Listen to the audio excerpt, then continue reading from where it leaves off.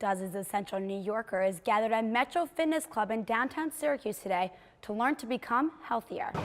We're seeing the flood effects here at the Seneca River, where water has risen 3 feet since Sunday.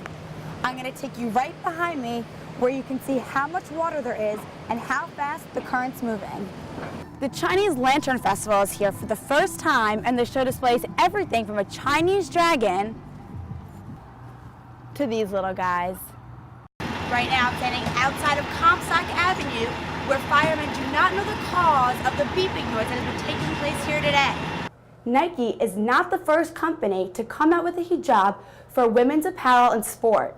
But since Nike is such a prestigious and prominent company, that is why it is becoming such a big phenomenon. The mobile driving app sensation Uber may be coming to upstate New York. This is about the community. This is about reaching out to our neighbors and bringing the neighbor back to the hood, right? Because this is our neighborhood. It was the second annual Great Search for ages 3 to 17. What we gonna get?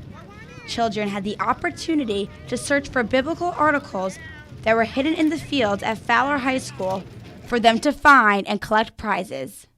How many you got? 13? We got 13. You go for it. It's about connecting, particularly with our children. Syracuse leads the country in extreme poverty, and this is our response to this national crisis. Right behind me is the field where kids starting from ages 3 to 17 were able to go on a treasure hunt. The kids had to get a sword that looked like this in order to collect their prize. The favorite part is seeing the smiles on the children's faces. We won Monster High because we collected swords. They walked away today with a treat. They had great relationship, wonderful contact. It was warm and inviting, and it builds your trust level. That's really what makes today so very special.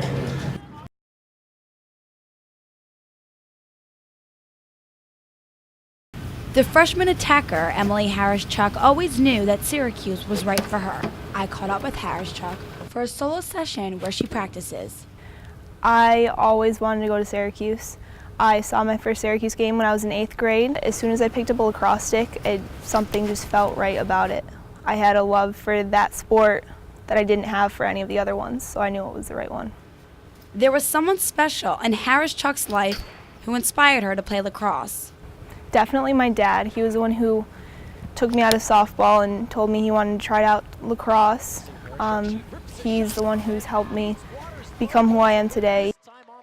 Right now, I'm standing on the fields where Emily Harris-Chuck practices for her lacrosse games.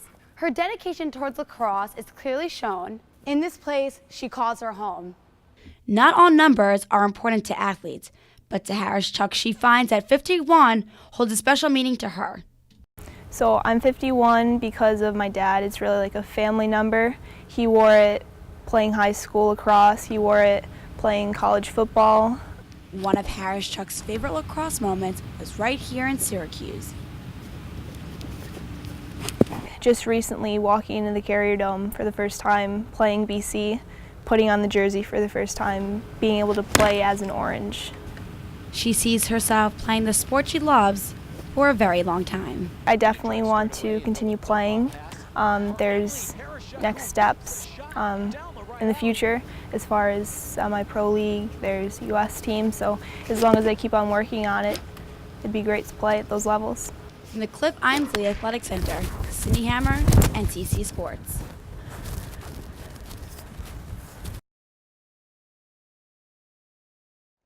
Central New York seniors could face a serious federal budget cut that may take place in 2018.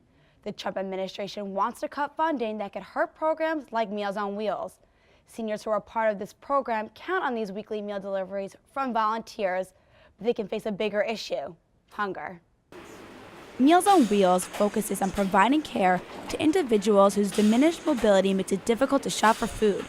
Under President Trump's blueprint budget cut, Meals on Wheels may be impacted in 2018 and plans to cut funding for the Department of Health and Human Services by nearly 18%. Congress has to pass a budget.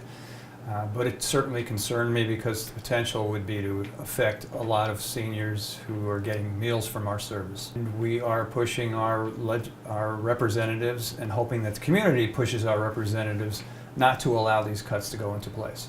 Right behind me are the bags that are sent to delivery to the people who are part of the Meals on Wheels program. But these carts may become empty one day due to the administration budget cut in 2018, leaving Syracuse seniors hungry.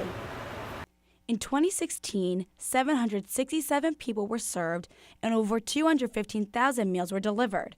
According to Kaufman, the senior population will only continue to increase in 2025.